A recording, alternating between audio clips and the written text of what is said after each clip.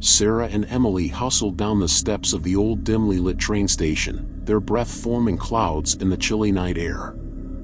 It was already dark, the city lights casting eerie shadows across the platform. The two young women had just finished their late shift at the hospital and were eager to catch the last train home. As they stepped onto the deserted platform, they could hear the distant rumble of the approaching train. Relief flooded through them. They quickened their pace, their footsteps echoing in the empty station. The train rolled into the station with a screech of brakes, its headlights cutting through the darkness. Sarah and Emily hurried aboard, the doors hissing shut behind them. They collapsed into a pair of empty seats in the nearly deserted carriage, grateful to be on their way home. The train lurched into motion, its rhythmic clatter filling the carriage as it picked up speed.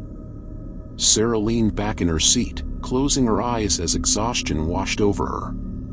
Emily glanced out the window, watching the city lights blur past. But as the minutes stretched into hours, Emily began to feel a growing sense of unease. The train seemed to be traveling in the wrong direction, veering off onto unfamiliar tracks.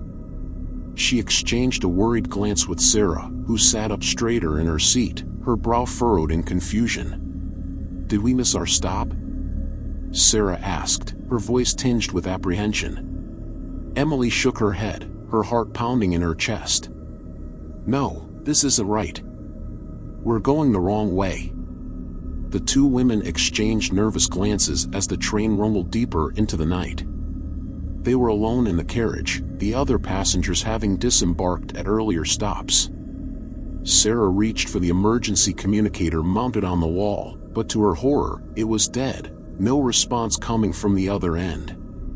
A sense of foreboding settled over them as the train plunged into a tunnel, the darkness swallowing them whole. Emily's palms grew clammy as she felt the walls closing in around them. Suddenly, the train shuddered to a halt, the lights flickering ominously before plunging the carriage into darkness.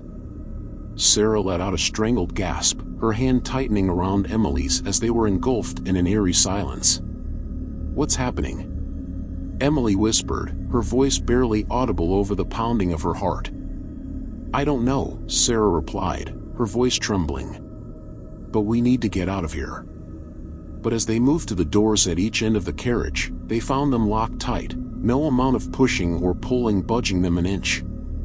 Panic surged through Emily as she pounded on the doors, her fists leaving smudges on the frosted glass. "We're trapped," she cried, her voice echoing in the empty carriage. Sarah's eyes darted around the dimly lit interior, searching for any sign of escape. But all she could see was darkness pressing in on all sides, the walls of the tunnel seeming to close in around them. And then, they heard it. Faint at first, like the whisper of a breeze through the trees. But as they strained to listen, the whispers grew louder, filling the carriage with an otherworldly chorus of voices. Emily clamped her hands over her ears, tears stinging her eyes. "Make it stop," she pleaded, her voice barely audible over the cacophony. But the whispers only grew louder, swirling around them like a malevolent fog. Sarah felt a chill run down her spine as she realized that they were not alone in the darkness. Something was in the carriage with them. As if sensing their fear, the train began to rock violently, throwing Sarah and Emily off balance. They clung to each other for support, their screams lost in the deafening roar of the tunnel. And then, just as suddenly as it had begun, the rocking stopped, leaving them dizzy and disoriented. Emily's heart hammered in her chest as she stared into the darkness, her senses on high alert. "We have to get out of here," she said, her voice trembling. Sarah nodded, her eyes darting around the carriage for any sign of escape. But before they could move, they heard it. Low, guttural growling echoed through the darkness, sending a shiver down their spines. They froze, their hearts pounding in their chests as they strained to see through the inky blackness. And then, they saw it.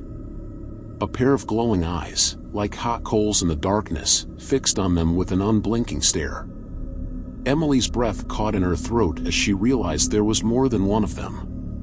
"We have to fight," Sarah said, her voice steady despite the fear that clawed at her insides.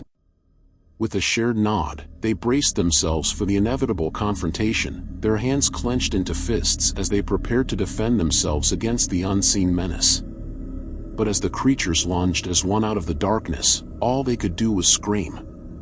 The next thing Emily knew, she was lying on the cold, hard ground, her body bruised and battered. She groaned, her head spinning as she struggled to sit up. Beside her, Sarah lay motionless, her eyes closed. With a sinking feeling in the pit of her stomach, Emily realized that they were no longer on the train. They were in the forest, the trees looming overhead like silent sentinels.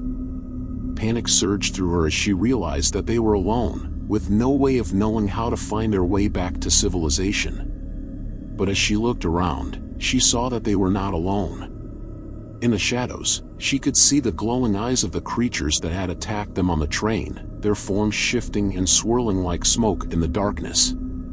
With a cry of terror, Emily scrambled to her feet, dragging Sarah's body with her as she stumbled through the underbrush. But no matter how fast they ran, the creatures were always one step ahead, their sinister whispers echoing through the night. She burst from the bushes as saw a road. It was at this point Emily realized that Sarah was gone, taken by the creatures that had attacked them in the darkness of the tunnel. Tears streamed down her face as she looked around, her heart heavy with grief and guilt. Why had she been allowed to escape while her friend was taken? With trembling hands, Emily gathered her strength, lifting Sarah's limp form into her arms as she staggered towards the road. And as she stumbled out of the forest and onto the road, she knew that she would never forget the whispers in the tunnel, or the friend she had lost to the darkness.